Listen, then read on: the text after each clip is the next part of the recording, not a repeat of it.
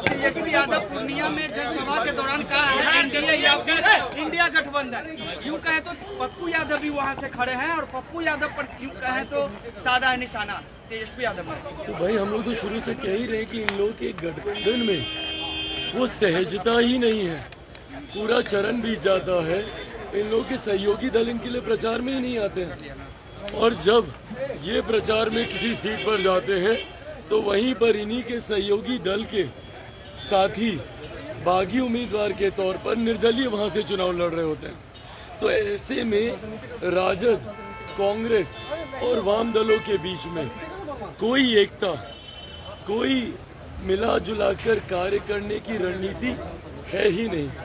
ये कोई छोटी बात नहीं है भाई कि पहले चरण की चारों सीटों पर चुनाव हो जाता और कांग्रेस वाम दलों का कोई बड़ा नेता इन लोगों के लिए प्रचार करने नहीं आता, राजद पे प्रचार करने नहीं आता है।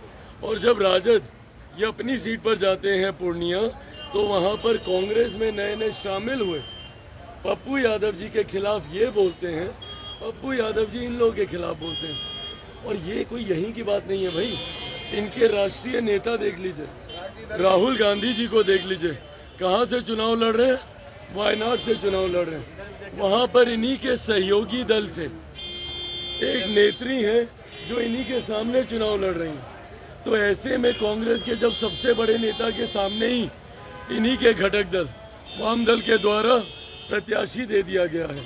कांग्रेस का गठबंधन दिल्ली में आम आदमी पार्टी से, पर पंजाब में नहीं है।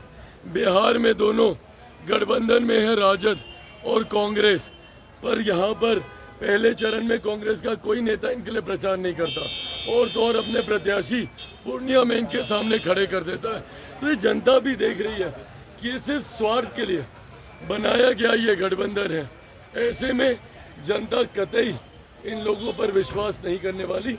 इसीलिए मैं बार बार कह रहा हूँ, जो लोग इनके साथ पहले थे, अब तो मांझी जी भी हम लोग के साथ आ गए, उपेंद्र कुशवाहा जी को भी पता चल गया कि ये लोग धोखेबाज लोग हैं।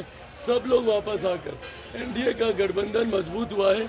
इसीलिए 4 की 4, 40 की 40 और 400 को पार ये गठबंधन महागठबंधन पत्र जारी की है बीजेपी, आज महागठबंधन पत्र जारी की है। नहीं तो बिल्कुल जनता के सामने इन लोगों की पोल तो खुलनी चाहिए ना भाई। हम लोग तो देखिए बोल ही रहे हैं, बिहार की जनता भी आज की तारीख में इतनी जागरूक है, उनको पता है कि कौन सही में बिहार के विकास के लिए एक साथ आ रहा है और कौन सिर्फ अपने स्वार्थ के लिए एक साथ आ रहा है।